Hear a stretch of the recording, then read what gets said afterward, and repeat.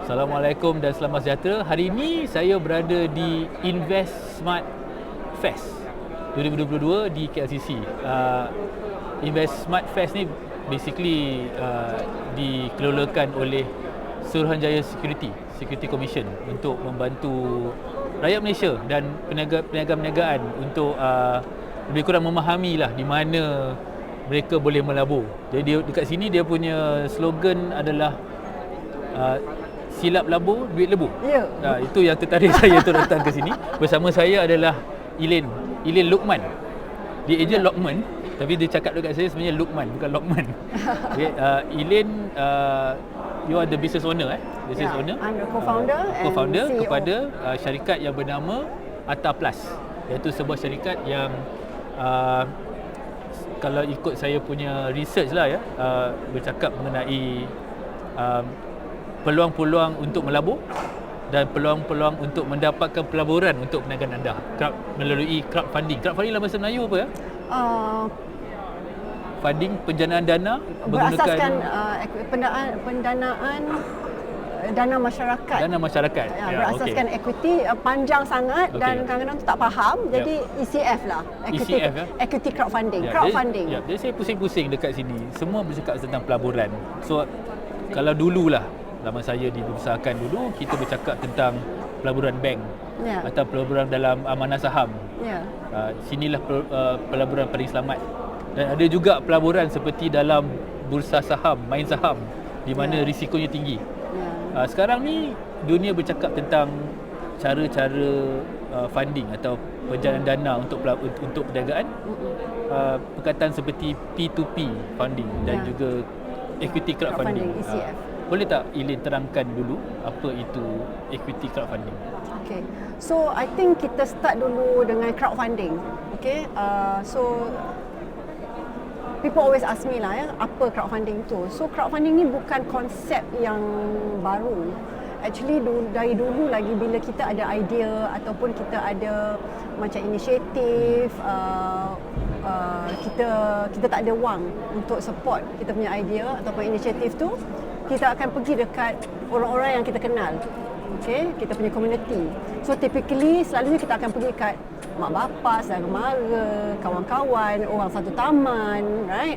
So ini bukan sahaja untuk perniagaan, tapi untuk mungkin untuk mendapatkan dana untuk sekolah, masjid, untuk tolong orang susah. Pinjam duit.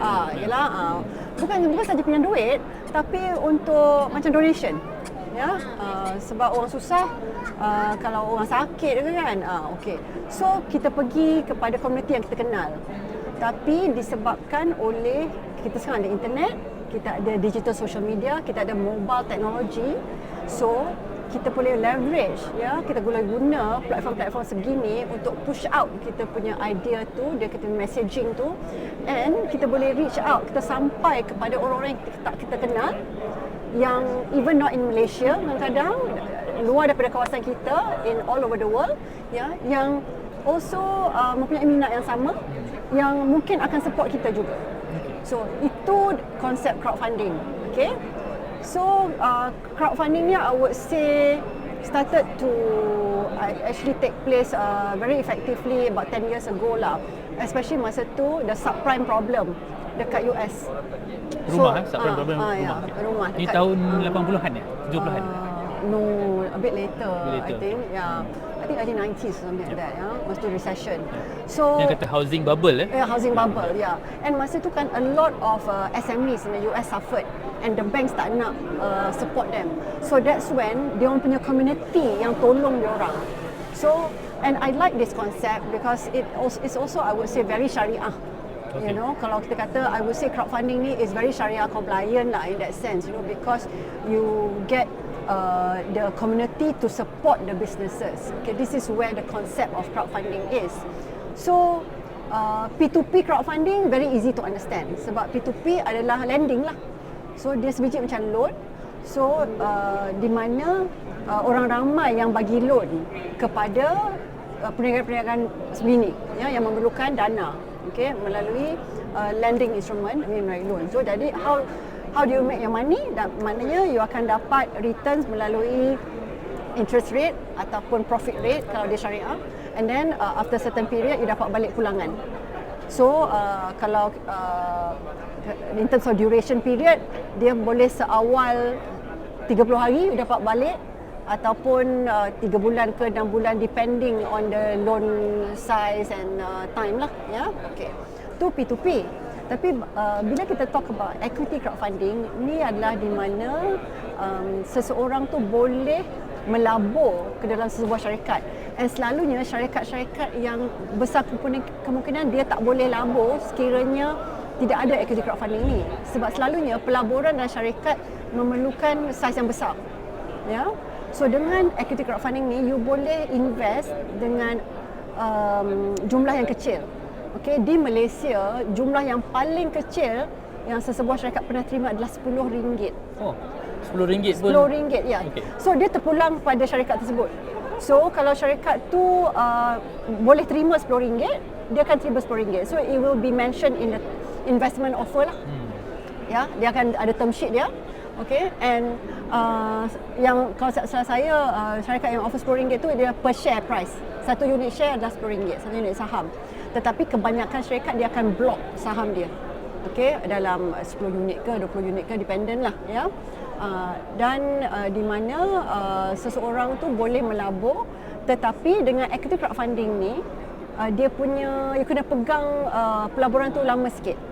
Okay, dia depending on the type of shares atau saham yang ditawarkan. Okay. Ini menarik, tapi saya nak clarify satu benda sebab saya ni bukan orang finance lah. Ya, saya pun tak berapa mahir dalam bidang ni. Mungkin banyak pendengar saya pun tak mahir juga. Bila kita berkata tentang equity crowdfunding, ayat ataupun perkataan yang keyword di sini adalah equity. Ya. Equity yang saya faham adalah saya membeli saham ataupun saya dapat equity dalam syarikat. Adakah itu equity crowdfunding? Jadi, betul. Okey. Jadi berbeza dengan saya pinjam duit untuk operasi. Sekarang ni saya ambil duit untuk menjadi pemegang saham dalam syarikat saya. Betul. Itu dia punya konsep, ya? Correct. Isn't that tak sama macam kita listing ke? Okay, it is very similar. Yeah. Okay, okay. So dia punya konsep macam listing dekat IPO lah. Bursa saham. Bursa saham. Bursa saham. Tapi yang kat sini kita listing on a crowdfunding platform. Okay. So di mana orang ramai boleh menjadi pemegang saham. Tetapi dalam syarikat-syarikat yang bertaraf sedia berhad ataupun unlisted berhad, ya, yang belum list lagi, ataupun syarikat PLT. Okey, dia ada 3 struktur syarikat yang dibenarkan untuk meraih dana daripada pelaburan-pelaburan equity crowdfunding ni. Ya. Jadi kalau saya enterprise saya tak boleh nak buat. Enterprise tak boleh. I see. Enterprise P2P boleh. Okey. P2P boleh. Untuk sebab enterprise ni dia tidak ada I would say audited account. Ya, sebab account owners account dengan account syarikat sama. Betul. Okay. So dia susah sikit. Okay. So the thing with equity crowdfunding ni, dia punya documentation dia berat. Okay. Documentation very important. Sebab the platform macam kami, okay, kita punya tanggungjawab adalah untuk buat due diligence. Kita kena tengok secara detail business plan, dia punya dia punya financial projection, ya. And then nombor 3 background, okay, latar belakang management, director.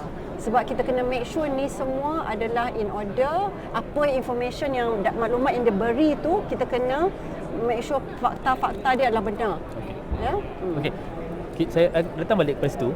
Tapi apa yang Elaine cakap tadi adalah kalau anda mempunyai syarikat secara berhad, jadi anda layak untuk cuba untuk mendapatkan dana untuk perniagaan melalui crowdfunding. Tapi kalau anda enterprise tak boleh. Tapi tak apa. Lepas ni ada satu lagi episod saya akan interview satu syarikat yang bercakap tentang peer to peer. Tapi boleh tonton episod yang tu, ya. Kalau tuan-tuan yang ada enterprise tapi ingin juga mendapatkan dana melalui crowdfunding ni, kita akan bercakap dalam episod kedua. Saya nak kembali sikit pada tadi. Kalau nak melabur, boleh melabur semurah RM10 sahaja. Ya, itu terpulang pada syarikat tu lah. Terpulang pada syarikat. Siapa yang menentukan terma-terma untuk pinjaman? Okey, bukan pelaburan. Pelaburan. So dia bukan pinjaman, dia adalah pelaburan. Okey. Terma tu ditentukan oleh syarikat. Okey, tapi kita sebagai platform kita akan tengok terma-terma tu sama terma-terma tu masuk akal ke tidak. Dan terma-terma tu adalah benar dan betul, in terms of the term. Sebab selalunya kan ahli perniagaan ni dia tahu design terma-terma ni ikut cara dia lah. Tapi kita kena make sure yang under legally is correct and true lah. So dia yang tentukan terma, bukan kami. So sama ada saham tu saham ordinary share structure ke ataupun preference share pun terpulang pada dia. Tapi kita akan review balik terma tu. Ordinary share maksudnya anda memegang saham. Jadi let's say ada 100%, anda mungkin dia buka 5% ke untuk crowdfunding atau 15%. Betul. Kalau preference share bermaksud kalau tak dapat pulangan ataupun duit tu hangus, maknanya secara automatik pemegang saham pelabur akan mendapat saham dalam syarikat. Macam tu ke? Macam RCPS tu ke? Okey. Preference share dia boleh design macam-macam. Dia boleh RPS, dia boleh RCPS, dia ada RNCPS, dia macam-macam lah. So dia bergantung pada terma, tetapi seorang pelabur tu tak pegang saham, so to speak, sebab dia more short term. So dia invest dalam projek. Dia short term lah, short to medium term, di mana kebanyakannya akan dapat dividen dan selalunya bila habis tempoh masa you akan dapat balik the principal. Kadang-kadang depending on bergantung pada terma tu, dia mungkin boleh convert kepada ordinary share structure. Maknanya you eventually jadi pemegang saham syarikat lah. Jadi kalau nak melabur macam mana? Kalau saya nak berlabur dalam syarikat mana yang saya boleh pilih dan di mana saya boleh gunakan? So sekarang ni kalau katalah macam siapa yang berminat kat luar sana, katalah nak invest dekat sebuah syarikat campaign, yang kita panggil campaign dekat Atta Plus, just go to Atta Plus. Pergi ke Atta Plus yang website www.ata-plus.com. Dan kat situ you all semua boleh tengok syarikat-syarikat mana yang sekarang pre-live, yang kalau berminat contact kita. Kalau live boleh invest directly on the platform, kita ada payment gateway. Dan tapi yang paling penting yang saya nak cakap di sini ialah semua kena baca maklumat mengenai syarikat tu. That means you must understand, kena faham apa yang you all nak labur. Sebab daripada pengalaman kami dah 5 tahun lah sejak kami uruskan platform ni, selalunya kita orang tengok most retail investors especially dia invest sebab kawan-kawan dia invest. Dia ikut some FOMO, kan? FOMO, fear of missing out. Takut untuk kehilangan peluang. Betul. Tapi yang paling penting kat sini yang saya nak tekankan, you must understand what you investing in. Very important. Sebab baca, kalau ada apa-apa kemusykilan boleh tanya. That's not a problem. And then kita orang selalu buat macam pitching sessions di mana seseorang pelabur yang berminat boleh tanya soalan directly to the business owner. Soalan cepu emas. Orang yang melabur ataupun yang ingin mencari pelabur, dia nak tahu apakah risiko dan apakah dia punya reward, pulangan yang dia boleh dapat dan apa yang dia boleh hilang bila dia melabur melalui crowdfunding. So first and foremost, yang paling penting is that you jangan melabur 100%. Katalah seseorang pelabur tu dia letakkan RM10,000 lah. Dia kata RM10,000 saya nak invest dekat equity crowdfunding. Jangan ambil RM10,000 tu satu je masuk dalam satu company. So the beauty of equity crowdfunding ni, benefit equity crowdfunding ni, you boleh pecahkan RM10,000 tu banyak. Sebab equity crowdfunding ni membolehkan seseorang pelabur tu melabur dengan jumlah yang kecil. You can spread your investment in many campaigns. Katalah RM10 tadi kan, RM10 sini, RM100 sana, RM1,000 sana, RM3,000 sini, RM700 sini, you pecahkan. Sebab dia macam you manage your own funds lah. And you have different portfolio companies. then you tak tahu yang mana satu yang you boleh menang besar. Okay. Tapi dalam portfolio company tu pun you kena mix, sebab ada yang risiko tinggi. Risiko tinggi selalunya bila company tu, kalau especially kalau you pegang ordinary share company, and if you invest in early startups, because syarikat startup ni selalunya dia very young. Dan kebanyakan syarikat startup ni most of the time dia ada halal tuju, tetapi halal tuju dia tak confirm, dia uncertain, ya. And you kena berhati-hati and be prepared that your investment boleh hangus, sebab most startups don't make it. Most startups don't make it. So ada possibility. Yes, that's the biggest loss lah. Selalu tak jadi macam ni? I wouldn't say selalu, ya, sebab selalunya kalau syarikat-syarikat sebegini, they won't if they don't close down, they will either pivot ataupun business affected, or they will actually be bought over or JV. Okay, tapi bukan tak kata tak ada yang tak hangus lah, memang ada, ya. So for example, there was one case di mana because of pandemic, the company just couldn't survive. Yeah, and that's not on Atta Plus lah specific lah. Tetapi ada juga company masa MCO tu, they had to suspend operation. So now they start balik. Yeah, because of the nature of the business lah. Are the investors legally protected if in the case of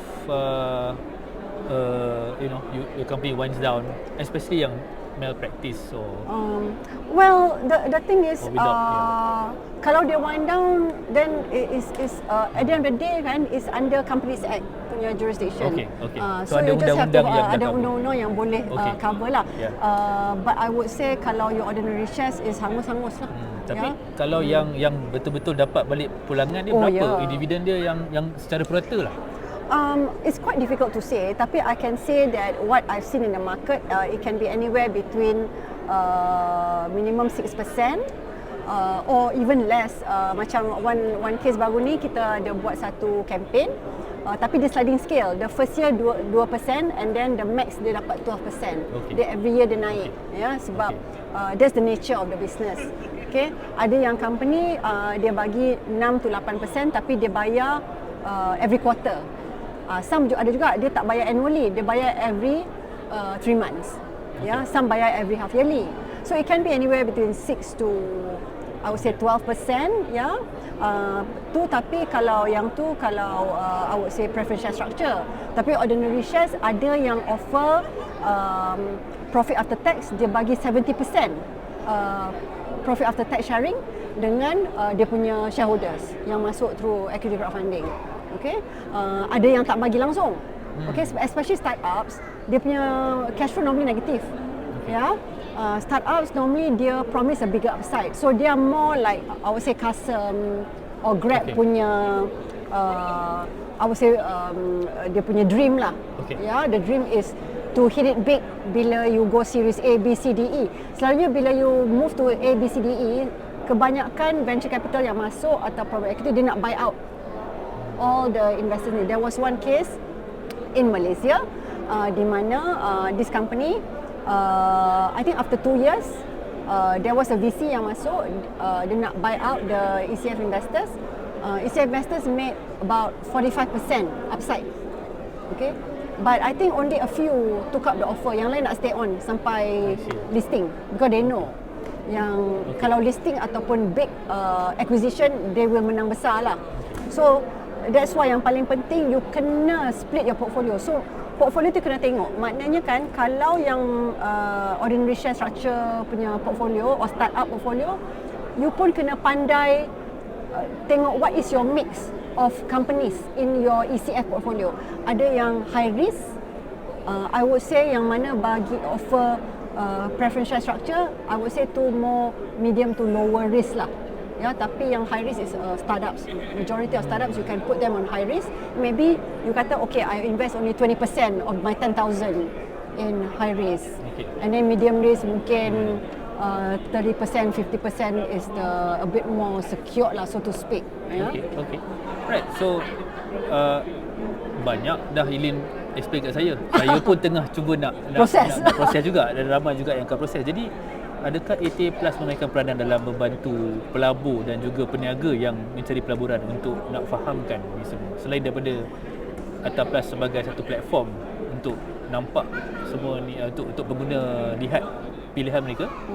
So selalunya kita orang what we do is kita adalah macam education awareness campaign. Selalunya we have content on our digital social media platform. We do have some online videos, but of course moving forward kita selalu buat banyak more activity lah, whether dengan Securities Commission, pihak Zona Security, ataupun kita buat kita punya own content lah.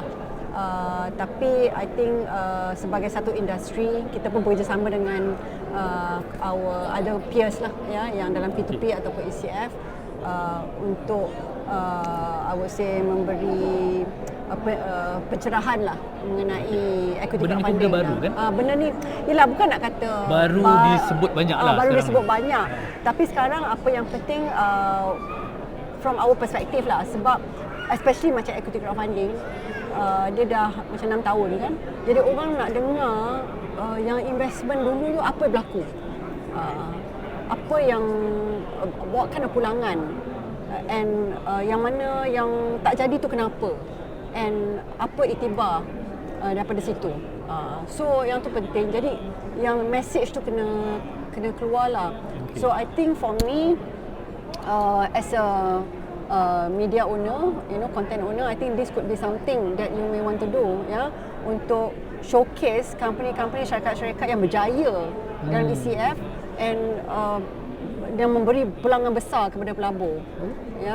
That's one. But at the same time, mungkin ada satu siri can talk about kenapa tak jadi. What happened there? Betul. So is it because is the problem of the company, ataupun is it because of the economy or the pandemic or whatever lah. Soalan terakhir saya untuk Ilin. Sebenarnya saya nak tanya dia dulu, tapi saya dengar apa Ilin cakap tadi. Apa dia? Okey, tengok sekarang macam mudah. Okey, ini kalau kita nak pergi melabur di bank contohnya, kena isi banyak borang. Banyak kita kena buat. Kalau kita nak jumpa investor, kita pun takkan faham. Bila Ilin cakap nak melabur serendah RM10, itu possible. Jadi saya terfikir di Malaysia sekarang banyak cerita pasal ekonomi tak berapa cantik pun. Memang ini memang satu isu lah, saya fakta tak boleh dielak. Yang banyak terkesan sebenarnya adalah terutamanya B40, M40. Kalau dengar Ilin bercakap dengan saya, dengan kefahaman yang cukup, B40 pun boleh berfikir atau consider untuk melabur sekarang ni. Boleh. Adakah Ilin setuju dengan saya? Boleh, saya setuju. Tapi pada pendapat saya, it's all about kefahaman mereka lah. Sama ada message ni sampai, sama ada dia tahu tak pasal produk ni. Jadi for me, yang saya nampak lah, maklumat ni tak sampai kepada mereka. And also because saya tahu, kebanyakan maklumat atau cerita-cerita berita-berita mengenai equity crowdfunding kebanyakannya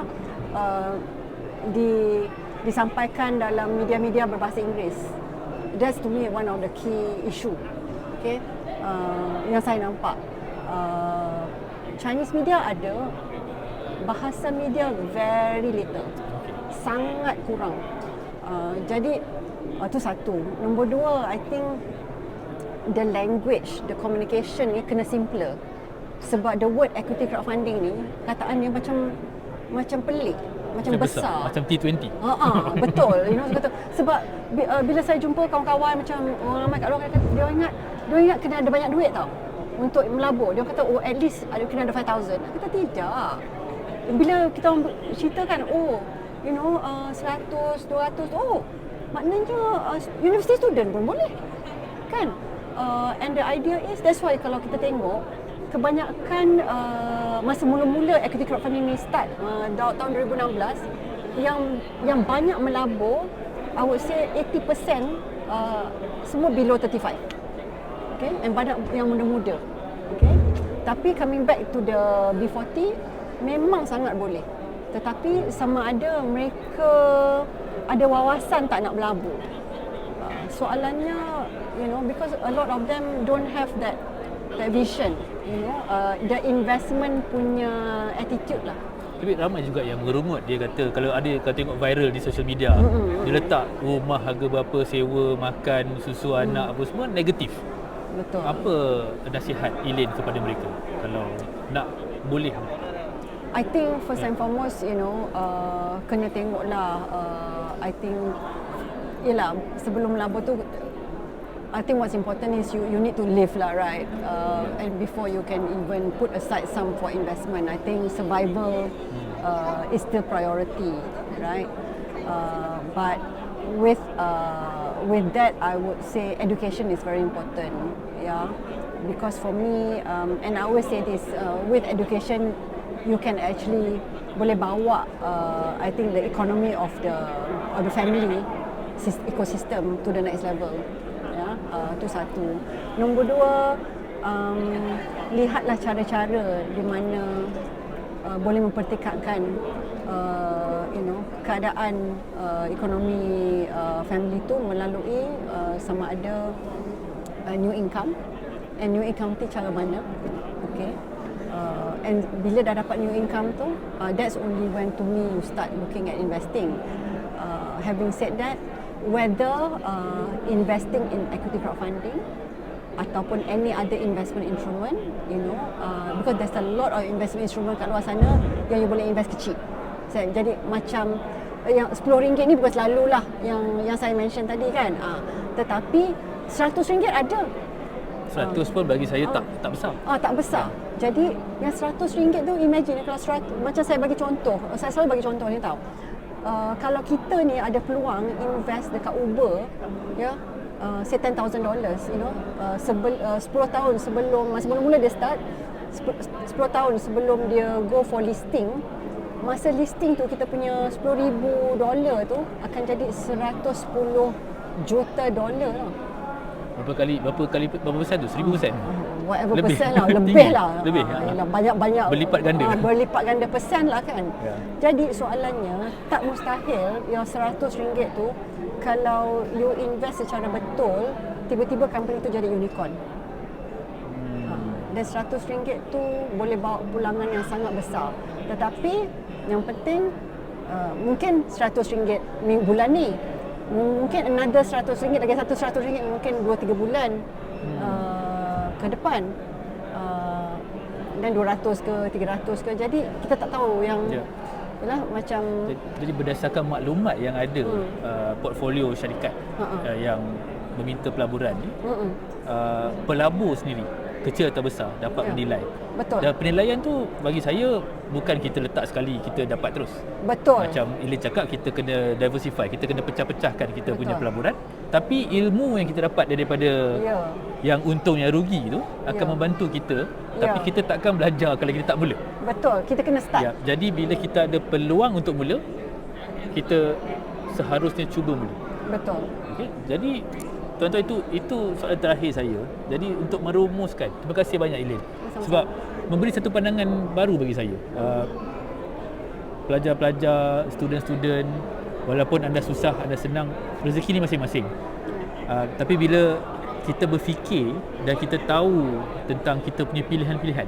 Inilah sebab saya buat konten ya. Saya nak bercakap dalam bahasa Melayu dengan Elaine bersetuju untuk kita memperkayakan konten dalam bahasa Melayu mengenai pelaburan. Jadi saya harap apa yang ada di sini tuan-tuan dengar dulu. Kalau tak mampu sekarang, insya-Allah rezeki dan mampu, fikir tentang ini. Sebab apa yang saya nampak secara rumusan saya adalah, dulu kalau kita cakap investment pelaburan, kena ada duit banyak. Nak beli saham pun dulu kena beli satu lot RM1,000 sekurang-kurangnya. Sekarang dengan RM100. Mungkin keuntungannya kecil, tapi ilmu kita dapat tu boleh diperkembangkan untuk mendapat pulangan yang besar. Betul. Tapi yang paling penting di sini adalah ingat balik zaman-zaman dulu. Bila kita susah, kawan-kawan kita tolong. Bila kawan-kawan kita susah, kita tolong. Idea komuniti pelaburan ni dibesarkan dengan menggunakan teknologi yang kita semua mampu milik sekarang, iaitu internet. Jadi saya harap dengan itu, terima kasih banyak kepada Elaine Lokman. Terima kasih. Dan saya berharap anda mempelajari sesuatu daripada konten ini. Jadi jangan lupa, lepas ini saya ada satu lagi interview mengenai peer-to-peer crowdfunding. Dia berbeza sikit daripada apa yang Elaine buat, tapi satu lagi pilihan untuk anda selepas ini. Jadi terima kasih.